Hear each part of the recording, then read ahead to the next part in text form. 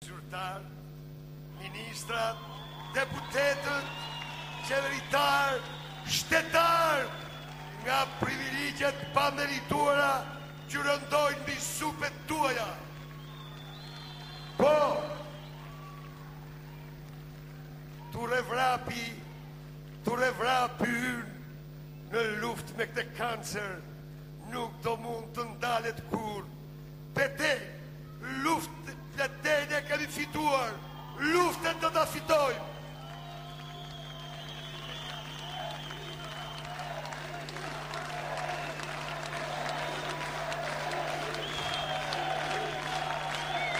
Në 4 vitet që vinë, të gjitha procedurat do të digitalizohen në mënyrë që transparenca e tyre të jetë maksimale. Do t'jipet në koncesion në mënyrë që duart publike të mos përzihen me to. Do të nxirren jashtë korrupsioni, prona, hipoteka, shtetësia dhe të gjitha fushat në të cilat korrupsioni mundon qytetarët shqiptar.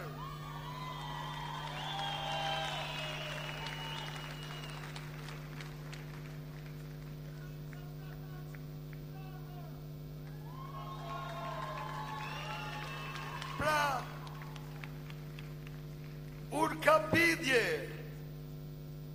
se me 28 qershor qytetarët shqiptar do votojnë për Sali Berishën, luftën e tij kundër korrupsionit. Ne do fitojmë.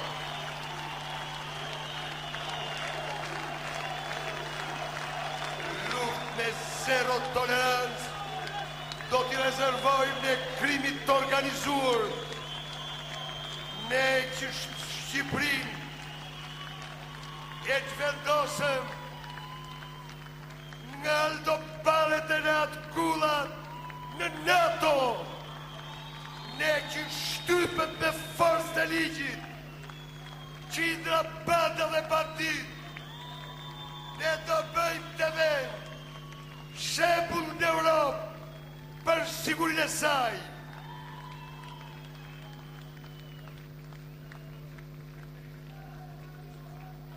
Zonja dhe zotri,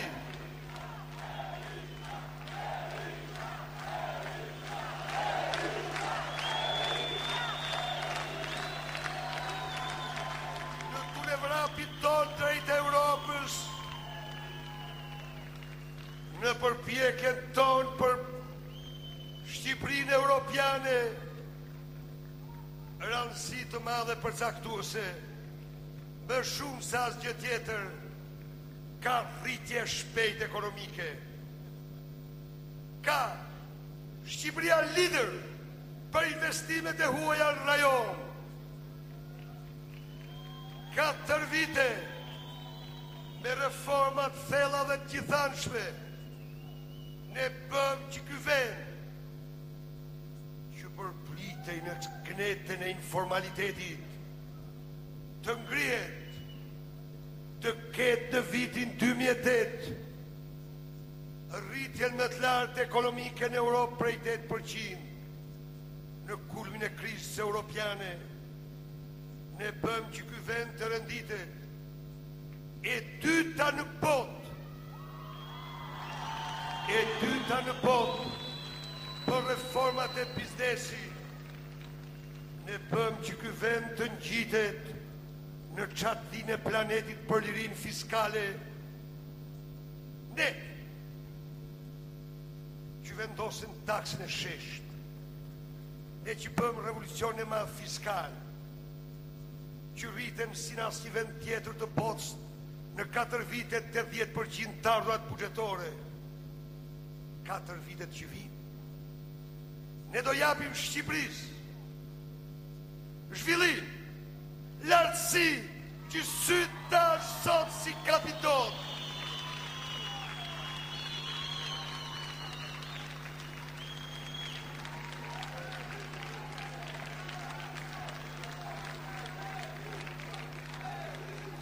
Do fillojmë në tej revolucionin fiskal. do të heqim të vëshën për mallrat dhe shërbimet në arsim dhe shtetësit private. Do të heqim taksën e dividendit. Do të ndërmarrim reformën e thellë të pensioneve dhe sigurimeve shtetësore. Shqipëria do mbetet vendi i parë fiskale më tut në Europë, vendi i kostos së prodhimit më tut në Europë, vendi lider në investimet huaja, vendi me rritjen më të madhe ekonomike, vendi me ekonominë më kompetitive në rajon. Dhe kjo do realizohet me reforma të thella të gjithanshme,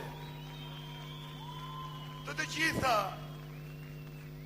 institucioneve që lidhen me kompetitivitet ekonomik, në rrafshin financiar, administrativ, ligjor, gjyqësor. Do reformohet Agjencia e Investimeve të huaja, diplomacia shqiptare do shtrohet e tëra në diplomaci ekonomike, në mbështetje të investimeve dhe zhvillimit ekonomik të vendit. Zonja dhe zotri,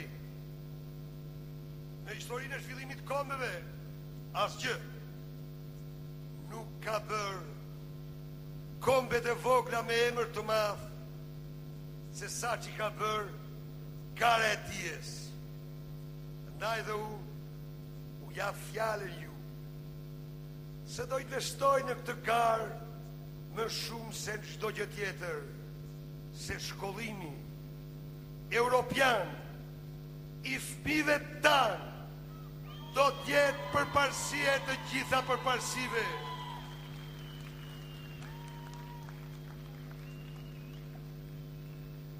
Ne që në 4 vite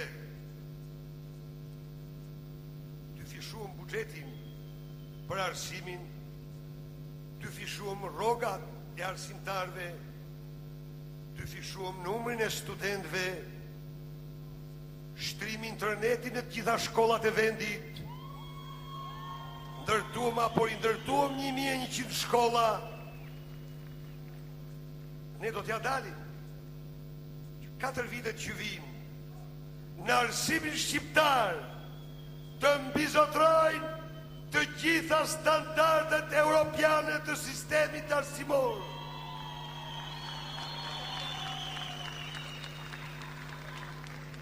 Rrogat e mësuesve shqiptar do rriten më shumë se që rriten këto 4 vjet.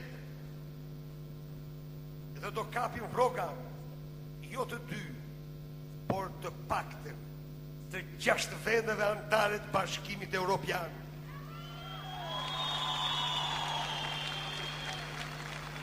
Katër vitet që vijnë, çdo fëmijë që mbaron klasën e 9 do ketë të gjitha kushtet, të gjitha mundësi, pavarësisht se ku banon, pavarësisht nga të ardhurat, që të ndjek një lloj si bashkëmoshatarët e tij shkollën e mesme. 4 vite që vijnë, çdo i ri dhe e re që mbaron shkollën e mesme do mund të ndjek universitetin.